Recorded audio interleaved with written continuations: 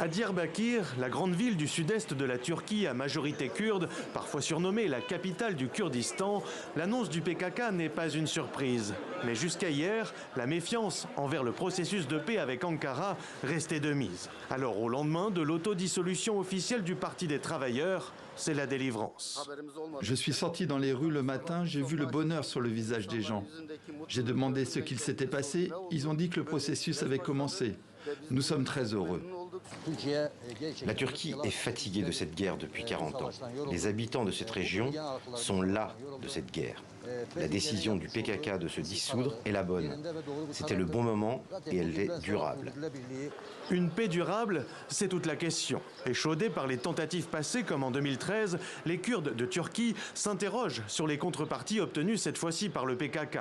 Quid des combattants emprisonnés, dont le plus emblématique, l'icône Abdullah Öcalan, à 76 ans, sera-t-il libéré? Quid aussi des perspectives de reconnaissance pleine et entière des Kurdes et de leur culture? Pour l'heure, aucune réponse du côté d'Ankara. Pour les observateurs de la question kurde, le revirement historique du PKK s'explique aussi par le contexte géopolitique. L'une des raisons, c'est que l'organisation reconnaît que le monde a changé. Autrement dit, il est extrêmement difficile de mener une lutte nationale par les armes à notre époque.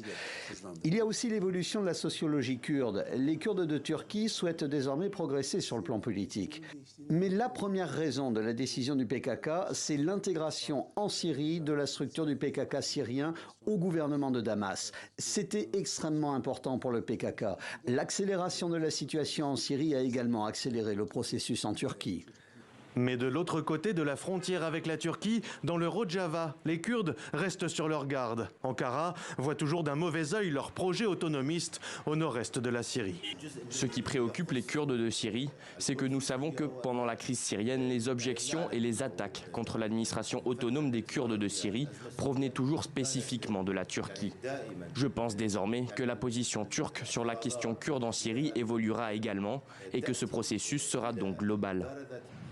En mars dernier, les forces démocratiques syriennes, à dominante kurde, signaient un accord historique avec le nouveau régime à Damas. Mais depuis l'annonce du gouvernement d'Ahmed al-Shara, elles ont dénoncé le manque d'inclusivité et de représentativité.